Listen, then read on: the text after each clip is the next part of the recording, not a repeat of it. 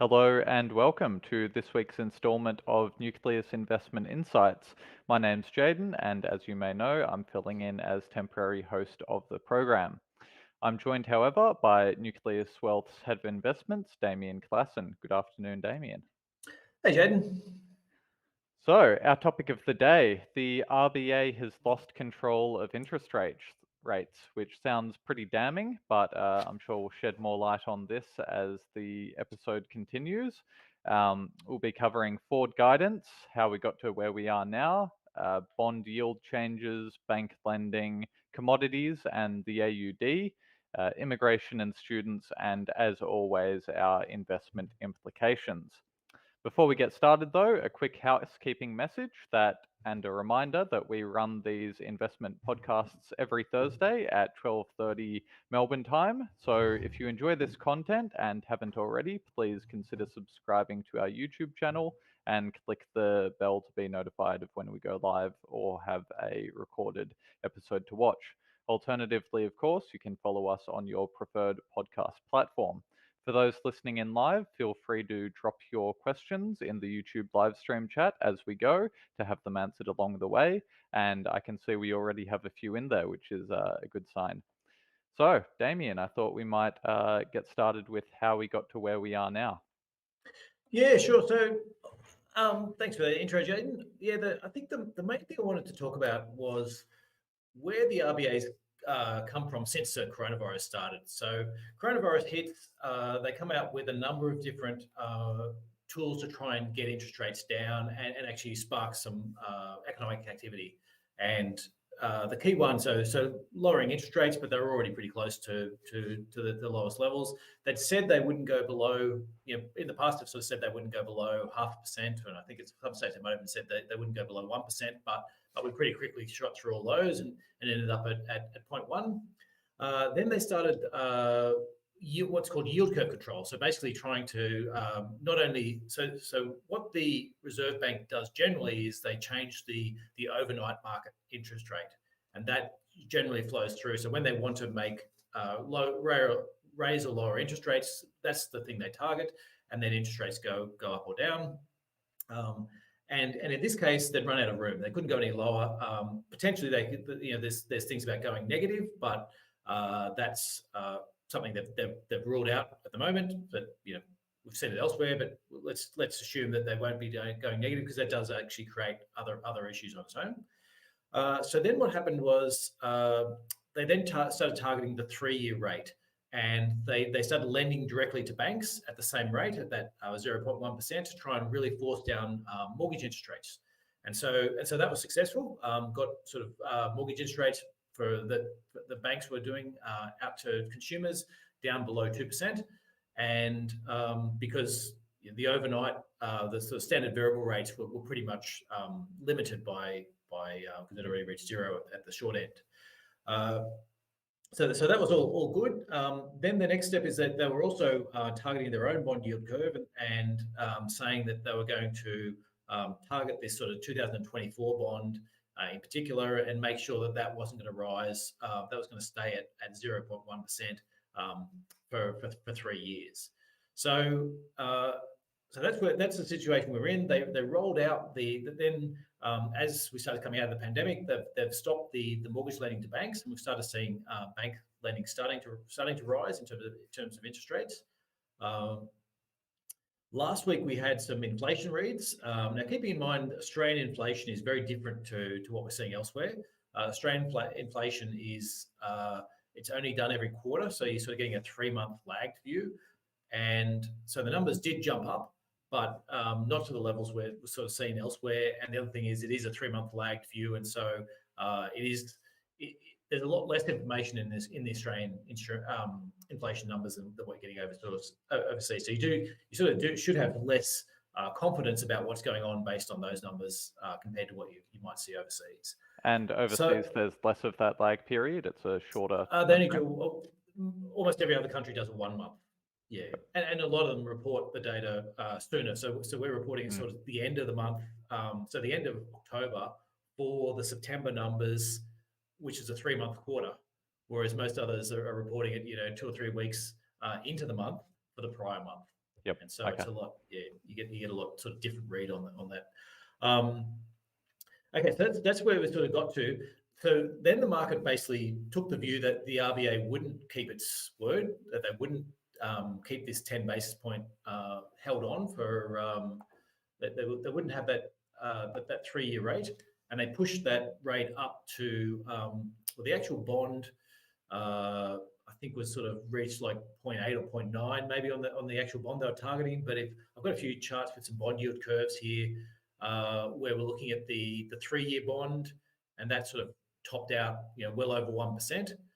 And so that was the one where, that was what, having that at 10 basis points or lower was the one that then let banks get out and lend at much lower rates for their 3-year fixed mortgages. And so we're going to have to see 3-year fixed mortgages from banks rise, and it could be quite substantially unless we see these yields, fall back, over the relative short term. So in effect, we've sort of had some interest rate rises pushed through, and the interesting thing, that why we've titled this the RBA lose control. I mean, they can get back control, but what was interesting was that we think they've lost a fair bit of credibility, because they came out and said, here's this 2024 bond, we're going to hold that at 10 basis points until 2024. And then the market basically jumped in and said, well, we don't believe you, and pushed it up. And rather than, I guess I sort of feel as if they could have come out, they could have pushed it back down and then come out and said, okay, now we're going to stop defending it. Now we're doing it because we meant to do it, rather than, to me, it just looks like what they're saying is, yeah, we'll commit to something unless the market looks like it doesn't agree with us, and then we'll just let the market run away with this. So it sort of means that next time you go and make a commitment to say, we're going to hold bonds, the next crisis you have, and you have to make a commitment. Well, the market's not going to believe you as much, because it's saying, well, the last commitment you made, you said you'd hold us to 2024. In 2021, you gave up. Yeah, it's a bit like the prisoners running the prison. Yeah, absolutely. So, so it sort of leaves it in a really interesting position, in that they did come out and sort of have some reasoning for it, and they thought it was untenable, and they said it was, they would have ended up owning the entire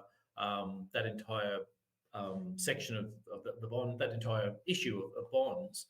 But I guess, again, I don't, even, as I said, even if they wanted to go back on their word, at least if they had said, okay, we'll be the one deciding. It's like the guy who falls over and then says, oh, no, I meant to do that.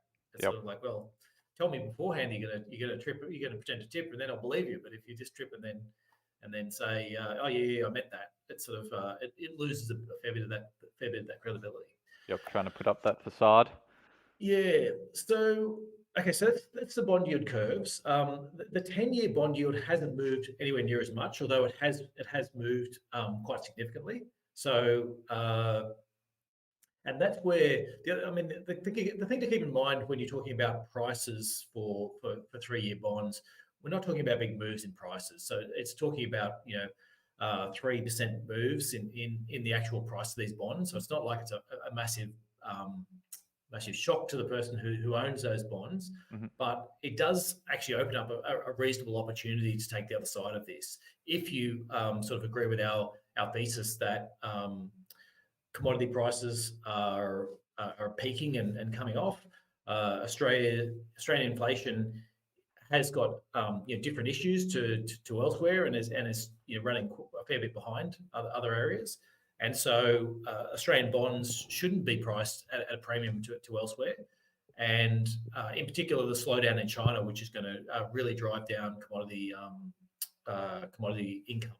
So that's where we're sort of taking the view that this is actually this is an opportunity, and we've been taking up this opportunity to actually jump in and start buying some of these bonds with the view that we think we can we can get the other side of this as the commodity boom comes to an end.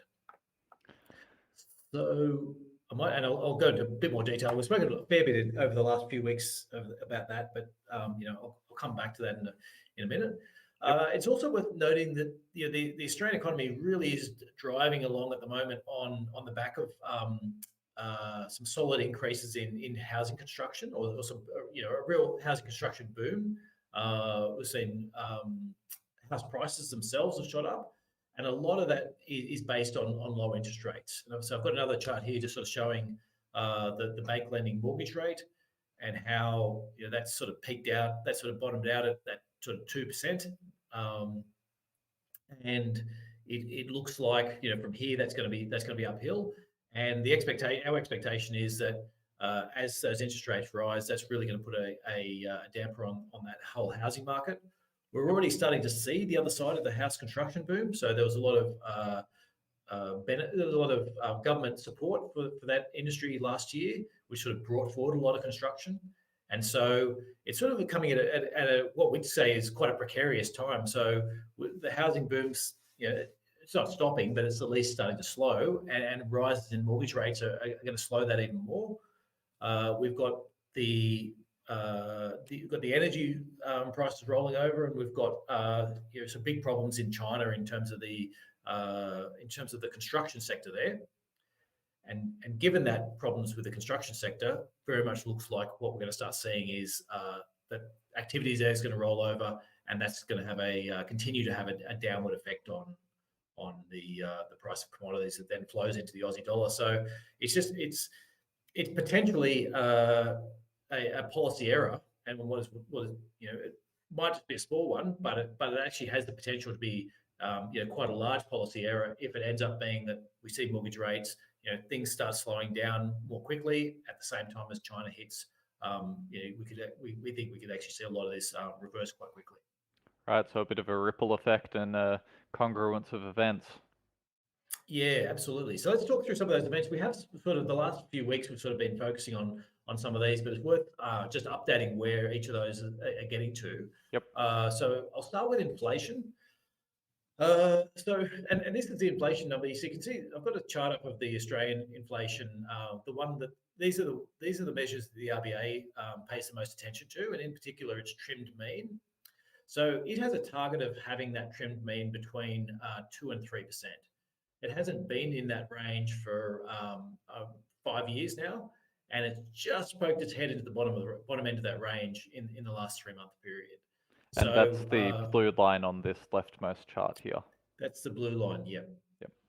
And so that's the part where it's almost as if, in a way, it almost seems as if the RBA is basically going, what they'd said was, we're going to maintain this support and these low rates for until we've actually genuinely see inflation pick up into the and on a sustainable basis, because they used to do a lot of forecasting and talk about when they were forecasting inflation, and their forecasts were always too optimistic about when inflation was coming back.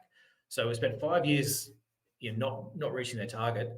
They've poked the head sort of, it's 2.1%, so it's just made it over the band, and now the market's treating as if, well, it's job done, time to move on, and at one stage there, if you're looking at 1.2%, I think the 3-year bond reached. So what we're talking about is 6 or 7, and keeping in mind that interest rates are still low, you probably need 6 or 7 interest rate rises at least to probably more, probably 8 or 9 interest rate rises over the next 3 years to actually justify that position. So that's extremely different to what the RBA is saying, and extremely different in terms of, in our view, that would smash the housing market and quite potentially a decent chunk of the rest of the Australian economy would be smashed by interest rates moving that far. So that's what's happening in Australia. What the other thing to keep in mind is a lot of the bond yield curves, especially the longer term ones, really do trade off of what's happening overseas. And so the short end of the curve, like the interest rates that the RBA can set itself, is mostly about what's the RBA is doing. Whereas when you start looking at, say, the 10-year rate, it starts turning into mostly about what's happening in the global economy. And so you can see that inflation is shooting up in the US, and it is shooting up in the euro. A lot of that, and then below that, I've got China and India. And you can see India inflation, it is running at 5%, but actually that's pretty typical, and it's actually well below the average inflation rate over the last sort of 10 to 15 years that you've seen in India. So 5%'s, a relatively typical inflation rate for India. China's actually really struggling with inflation. They're sort of back at zero. Japan's pretty close to zero. So what we're really talking about is an inflation spike in the US and in Europe. Some of that is energy related. Some of that is a lot of that is the transport stuff we've been talking about, and it does look as if that sort of continuing to fade. And so we've sort of had this, I guess, without sort of going through everything we spoke about in the prior ones, but basically there's a traffic jam in terms of having goods delivered. And the US in particular is, ports are all blocked up. There's actually less volume of goods going out than what there used to be because of this traffic jam. So there's more has been ordered, and less is actually being delivered. And we're seeing that part of that is happening in Australia as well.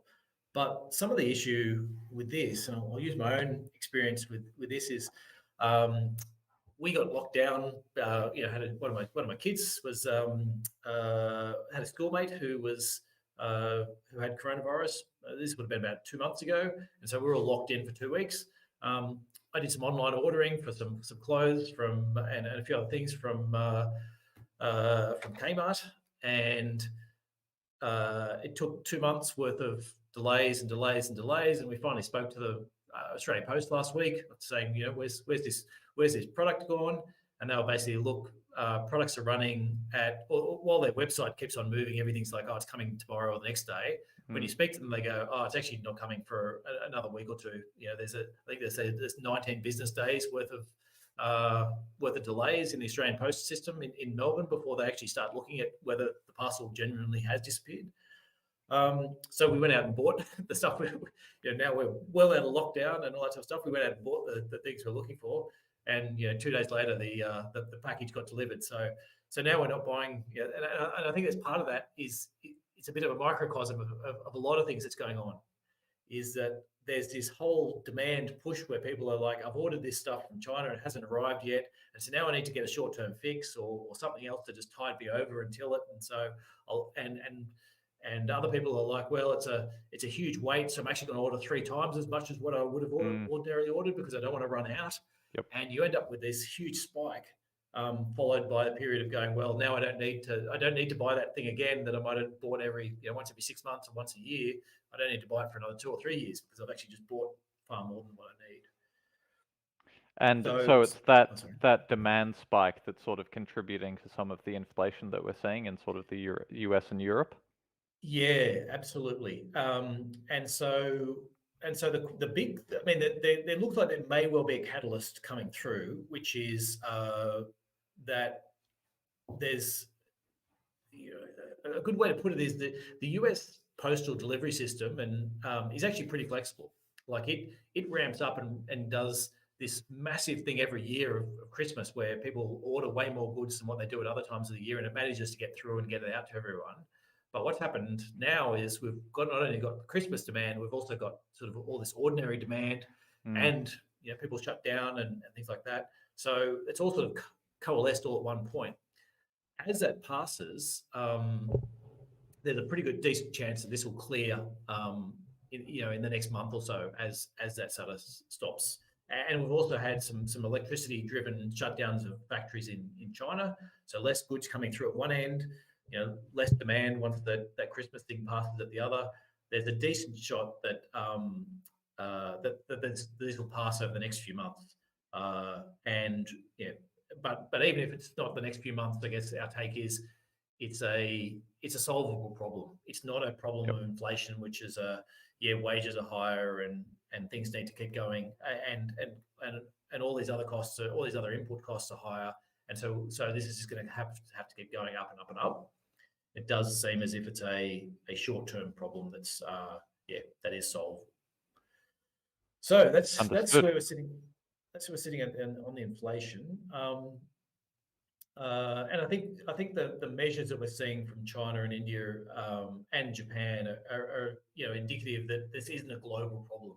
It is a problem that's sort of isolated to a couple of countries at the moment, and that given that say Japanese, seeing the same delays and everything in the Japanese system, the same inflation throwing through, is that there are solutions that will eventually reach for some of those other areas. Yep. Is there any actually? I noticed there was a few questions I think early on inflation and stuff like that. Yeah, we had a few on the bond rates. So, Right. do you want to cover those now? Yeah, sure. Yeah. Yep. So have holders, this is from Damien Wright, thank you, Damien. Have holders of 3-year bonds, i.e. banks, just taken a massive haircut on the value of the bonds that they hold? Yeah, it's not that big of a haircut. I mean, it's look it looks really big in terms of its if it's gone from 0.2 or 0.3 up to 1%. Sounds like it looks like it's tripled or quadrupled depending upon where you started measuring from. The result is though that if I've got a bond that's yielding 0.3% over the next 3 years, I'm basically getting I'm giving it $100. I'm getting back by 0.3, and I'm getting $100 at the end. That's sort of the trade I'm in. Now I've got to turn that into 1%. Basically, it's another 0.7 per year. So yeah, the net effect of that is a 2% change in the bond yield, in the price of the bond. So it's not a big amount from that perspective. And given a lot of these are hold to maturity assets anyway, you actually haven't changed. Unless you're actually going to sell those bonds, your end result hasn't changed. You're still earning, you're still getting your fixed coupon, but your market price has obviously changed. So the banks have taken a bit of a haircut on those. I think the bigger issue for banks is that their interest rates are going to have to rise. So their 3-year mortgage rates will have to rise, and these sub 2% 3-year interest rates that you've seen out there as mortgage rates they're gone for the for the next little while until we see unless we see a reversal of this. Okay, very good. We hope that answers your question, Damien. So we've got one here. What are the significant impacts should major trading partners increase rates, especially China, yet Australia doesn't? Sorry, excluding China, yet Australia doesn't. Yeah, so that's generally you'd say that's going to be negative for the Aussie dollar. So international investors will tend to there's a certain portion of currency that's related on people trying to chase the highest yield. And so if you can get a higher yield from buying US bonds than what you can buying Australian bonds, then the tendency is for people to buy bonds in those countries. I think Europe's an interesting situation in that Europe really has struggled to get growth and inflation for years and years and years, and so it's probably unlikely to see interest rates rise anytime in the short term. I guess you need quite a sustained inflationary burst, I think, in order to get Europe there. The US. So the Fed was talking again, this week, and they seem to be on the quite a slow path. So they are talking about tapering and slowing down their purchases, but they're in terms of rate rises, I think they're certainly a long way away from that. Having said that, I guess if we start seeing, having said that, there's a lot of market pressure on them to start thinking about raising rates. And so we don't think that's a good thing for the economy, and we think raising rates too early would be a policy error and potentially lead to much worse economic outcomes. But at the moment, the market does certainly seem to be pointing to trying to push in a similar way as trying to push the Australian RBA into higher rates. They do seem to be trying to do the same thing with the US, based on that historical inflation. Okay. Thanks for that question, Hamish. We've got one more here from Craig. What do you think was the reason for last week's bond sell-off? Was it just supply exceeding demand without the RBA buying anymore? It was the market front running what they thought the RBA would do. I think, is that higher interest. They're basically saying higher inflation. The market was effectively taking the view that, look, this higher inflation is going to flow through to the rest of the economy. I think the other big factor I suspect falls into it is we've seen there's two economies that are relatively similar to the Australian economy. One is New Zealand, which is already in there and starting to raise rates, and Canada, which came out as well not that long ago, being very, very hawkish in terms of looking at interest rate rises. They're both facing different scenarios to Australia. They, in particular, the iron ore prices is one of the key factors that neither of those countries have.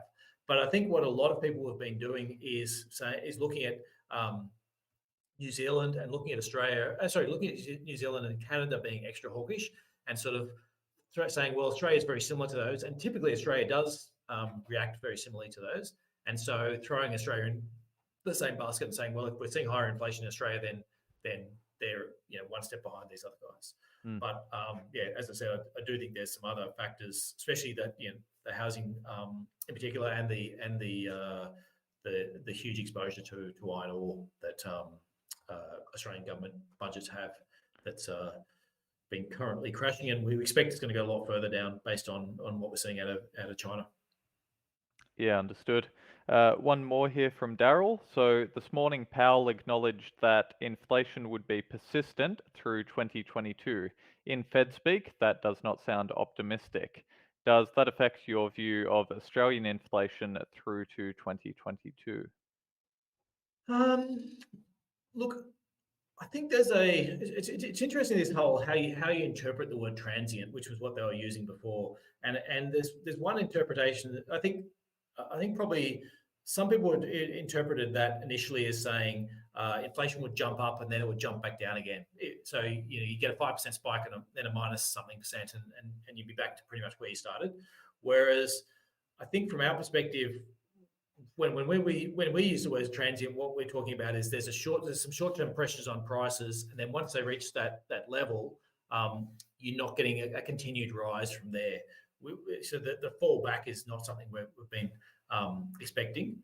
I think within the US now, I think that's probably similar to what the US Fed was thinking. The issue is that the spike is taking longer, and the problems we've seen in energy and the problems we've seen in the supply chain have led them to effectively that same conclusion: is, look, this transient, the inflation that's being pushed up because of these issues in the supply chains and because of issues in trying to get people back from the pandemic and hiring and things like that, is going to keep that rate running a little bit higher than usual for a few months. But when you do look back through the goods that it's coming through in, they don't seem to be the types of goods that will be persistent.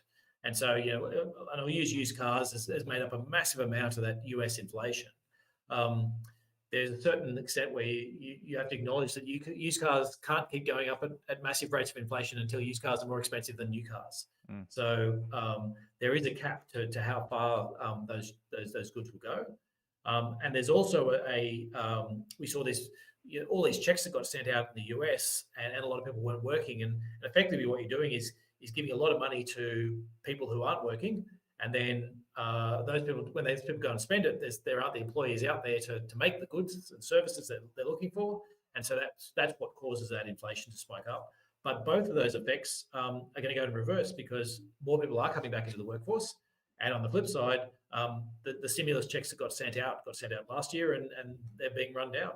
And so you've got both demand weakening and supply increasing. Oh, and the other fact is people were limited very much to manufactured goods, or not completely, but there's limited much more to manufactured goods than what they were services. And now, as economies are opening up again, we will see a lot more services, whether it be things like transport and haircuts and massages and all these other bits that sort of flow through that services economy that were very much limited during coronavirus. And so, my analogy is that a lot of people took their annual holiday budget and said, okay, rather than spending the $5-10 grand I was going to spend on taking the kids for a holiday, we'll buy ourselves a new lounge suite, or we'll stick we'll borrow some money and put an extension on the backyard. And so it's that type of factor that we see as driving this short term and then coming back the other way. Speaking of demand decreasing, you had mentioned earlier briefly that we're sort of in that short-term glut where it's a bit of a traffic jam at the moment, and people may have actually over-ordered compared to what they usually would, and therefore coming off the back of that as well, they might not order that same product for some time in the foreseeable future as well. Yeah, absolutely. So you've just got the guy who's just just traded his holiday in for a new couch. Well, next year he's going on his holiday, and in 2 years' time, when might have otherwise replaced the couch, it's like, well, actually, this couch is only a few years old. It can last a little bit longer. Very So, good. We've got a few more questions there, but we might circle back to them towards the end of the presentation. Yep, sounds good. So commodities is the next part. So I'm picking on the China again. So Chinese housing is effectively the biggest commodity consumer in the world. So China itself consumes the most amount of the commodities, and well over 50% of many commodities. And then within China, the housing construction sector is really been ground zero.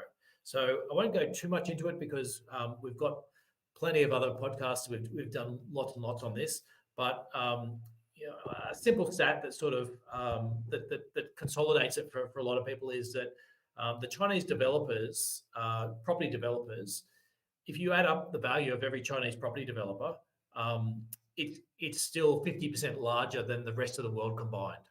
So China's been spending way more than you'd expect on that property construction. And initially that was this whole part of urbanization, but that urbanization is slowing down, and there was significantly more houses built than what was needed already. And China's using this boom in industrial goods that we're seeing, so all those couches that are getting ordered, they're using that to try and wean themselves off this property sector addiction. And so we are seeing, day by day, every day there's a new Chinese developer somewhere that's dropping up that's not paying its debt, or share prices that are or threatening to default on its debt. And it doesn't look as if China's easing up quite yet. So certainly not in the property sector.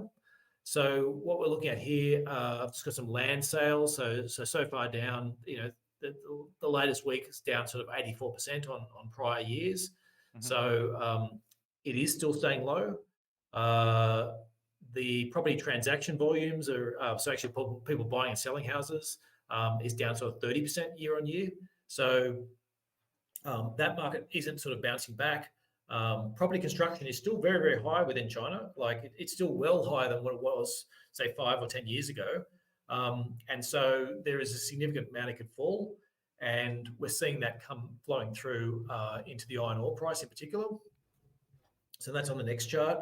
So that has sort of resumed its falls again. The issue with the iron ore price is that because it ran up so quickly, we really didn't have a lot of new supply brought on. It was mainly just about existing supply. Yep. Brazil is adding a whole bunch of supply that it took offline in 2019. It's sort of adding it all back in again as its mines are now passing the safety concerns that they had there. And so what it probably means is that if you wanted to take a reasonable amount of supply out of the market, which at the moment it looks like you're going to have to do unless you get a sudden rebound in this Chinese housing, then you're going to need prices to fall a lot further. Quite potentially sort of $30 or below before you can actually really get supply out of the market. So we're looking upon that iron ore as being, look, it might bounce up and down as various things go on, and maybe maybe there's some short-term wins for you in that if you want to try and trade it, but the medium term is certainly down. And the only thing that could really save it is the Chinese government turning around and saying, you know what, we've changed our mind. We are going to let developers borrow all this extra money and get out and spend more to go resume all that building, which we think is pretty unlikely. So that's iron ore. Copper has held up. So copper's, there's a bit around, and there's certainly there's a view that copper is this new that it's going to be the driver of the whole electric side, and it's going to really benefit from electrification. In particular, electric cars use sort of 3 times as much copper as what they do as what an ordinary car does. And this is true to a certain extent. There's a grain of truth there. The thing is, the copper market is the amount of copper used in cars is dwarfed by the amount of copper used in the Chinese housing market. And so, if you get a reasonable pullback in the Chinese housing market, it'll wipe out any possible demand gains you get from copper coming out of China. And the other thing is that's held the price up. The end product price is actually that there's been problems getting the copper refined, in terms of it's still coming out of the mines and ending up at the refineries. It's just the refineries have had to shut down due to energy pricing concerns in China, and so and that's actually reduced the end product copper. So there are sort of supplies still coming through. But I guess on both those fronts, we still see things sort of headed in the same direction. The energy market was the other one we've spoken a fair bit about over the last few weeks, because we've seen this massive spike in terms of coal prices and European gas. Now, so in the last week or two, both of those have crashed. The prices have crashed quite considerably. In the last day or two, though, they've actually jumped a fair bit. So it's sort of it's a very volatile area at the moment still. So China spoke about I can't remember the exact words they used, but it's basically that prices were falling a bit too quickly. So they brought in the coal market. So they brought a lot of new coal production on, and give green light. So I guess what they're saying is they want the coal price to come down, but they don't want it to come down so fast that these mines are not profitable, that they've given the green light to. But again, we look upon that as a relatively short term push through. It's a bit like this whole product part. As the demand for products starts to go away, then the demand for electricity in China lessens, and the demand for less, and as there's less building in China, there's less demand as well, and so we expect that to come off relatively sharply as well. Well, it's already come off extremely sharply, as you can see on that left-hand graph. Sort of peaked out at almost 280, and it's back down to sort of 160. But it's going to be volatile. It's not going to be one-way traffic, and so but the medium term is down. And European gas prices have done a similar type of fall off their peak. And again, this chart I've got there doesn't actually show the last couple of days. We've had a bit of a spike again in the last couple of days, as we got some funny things going on with gas and in coming out of Russia. And so that looks like a mixture really of weather, in terms of the not as much wind as what they typically get, but also Russia sort of putting some pressure on to get their new pipeline approved, and just doing some really weird things in terms of, and reducing the amount of volumes that they're putting into Europe. So we look upon both those as, again, relatively temporary issues which could quickly pass. With the one disclaimer again on both those commodities, that if we get a particularly cold winter, then that could really see those prices spike again. So we think the medium term is down. Both of them are extremely volatile day to day. You could see a short term spike if you get a bad winter, but 6 months down the track, it's certainly lower. And if there's not a particularly cold winter, then you probably won't see those highs that we saw in recent weeks. Probably won't be visited again. Understood. Just quickly, we'll give a shout out that if anyone wants to hear more about these topics, they can view our webinars from the last few weeks on our YouTube channel and podcast platforms, where we go even deeper into those various topics like commodities and energy price and Chinese housing. Absolutely. Yeah, so where does that leave us? Well, the one other factor that's about to hit us. So the RBA has spoken about wanting to get wage growth up, and we have seen wages grow relatively quickly for Australia. I've got a chart here showing the 3-year average. So the 3-year average is still very low. The nominal wage growth is, well, it's bad. It's not. It's as low as it's ever been, but not as bad as the 3-year real rate, which is sort of so a lot of the growth we've seen in the last quarter, where we sort of had this bit of a bounce back in wages, was eaten up by that. That was the same time we saw the bounce in inflation, and so the actual real wages really didn't go very far at all. Mm-hmm. And what's happening is the RBA has spoken about this again. It's changed its tune. It's sort of come around to our view, which is what we've sort of been pushing for the last sort of 5 or 6 years, which is that when you've got your immigration floodgates open and you keep bringing cheap labour in, and in particular a lot of students who look like they're potentially here for citizenship purposes rather than for studying purposes, then what you get is this flood of extra supply in the employment market, and that then leads through to lower wages, and that's sort of partly we've been talking about that for a long time, and the RBA kept on saying no, that wasn't the case, and expecting wages to bounce back. Mm-hmm. They've now come around to our view, and have been put up, expressing to the government that if they want to get wage growth up, and if they want to get wage growth up, they should keep in immigration low. But that's not what it looks like. The government's looks very keen to try and get immigration going again, and the whole student trade going again.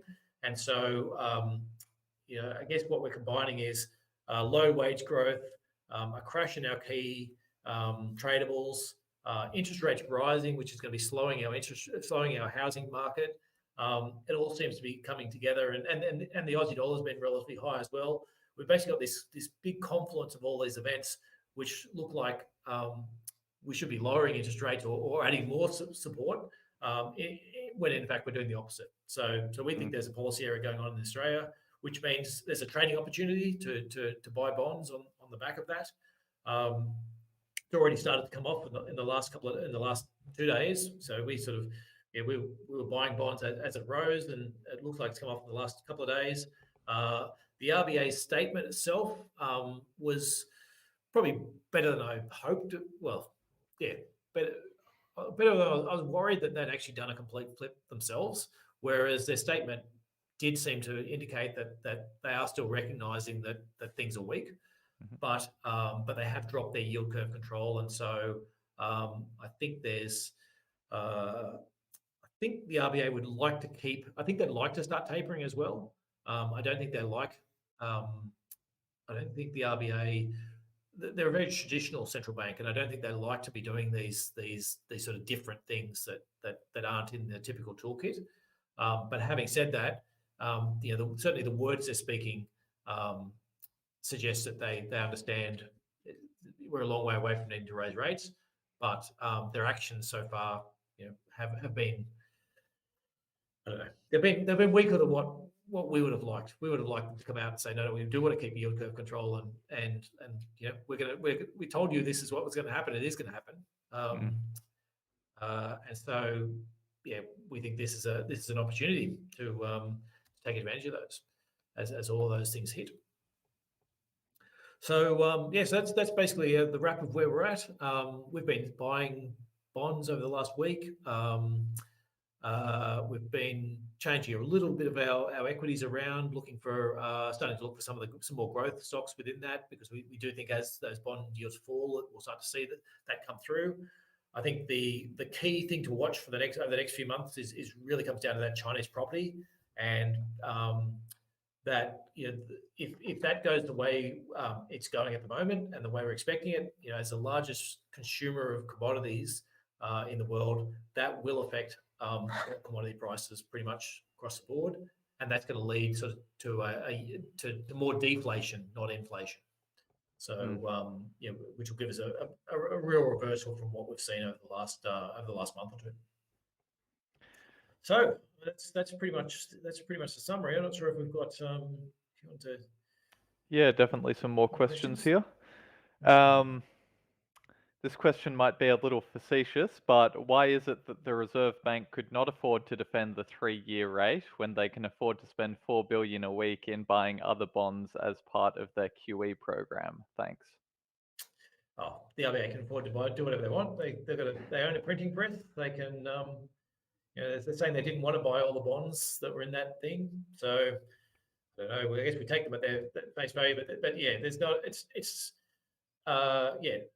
If we take them at their word that they didn't want to distort markets that much, but for me, it's about your credibility. So and wanting to know that you're credible the next time. So they certainly could afford it.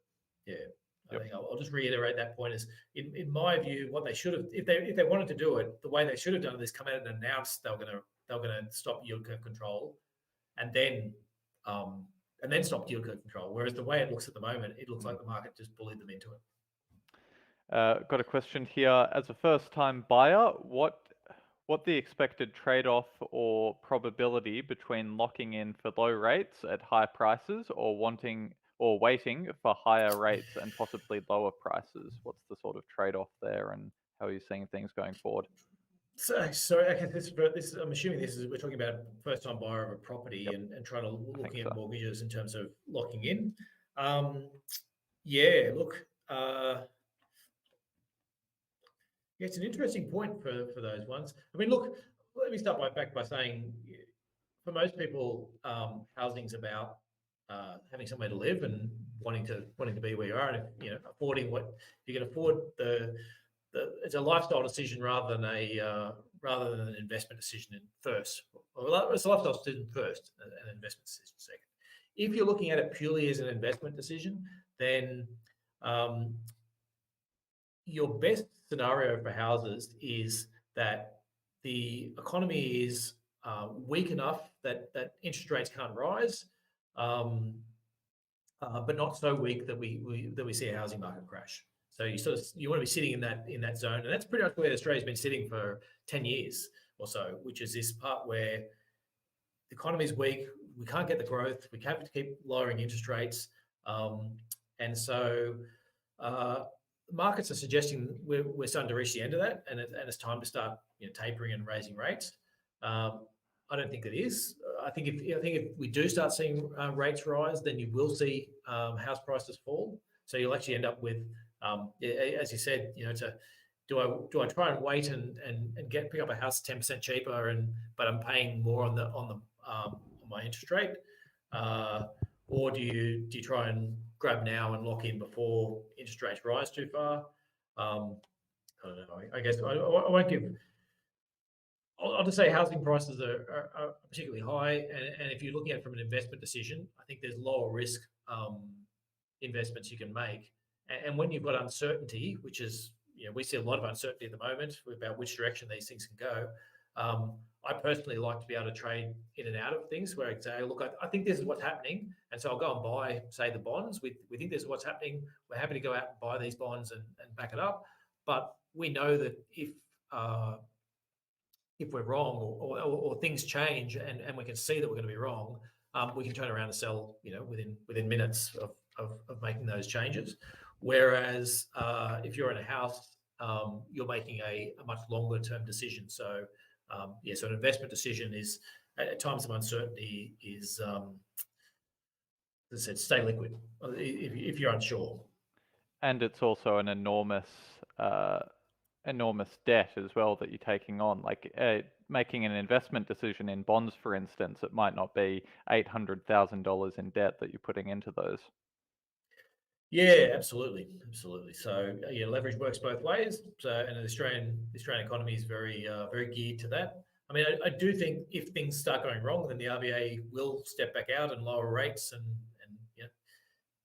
all its break open its toolkit again. So I think if I was looking at it from an investment perspective, and the money wasn't burning a hole in my pocket, I didn't feel the urge I've got to get out and do something with it, and generally I don't.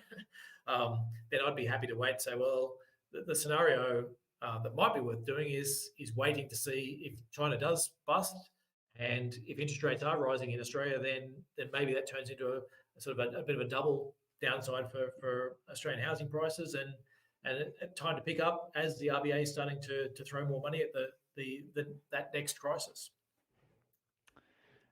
One more question here from Chris. Do you see China and Hong Kong's international isolation with regard to their zero COVID policies as having a significant effect on Australia and the AUD or their own economies? Yeah, look, and it's worth noting as well. I've sort of almost contemplated putting that into this, but it's this was long enough as it was without sort of getting into the.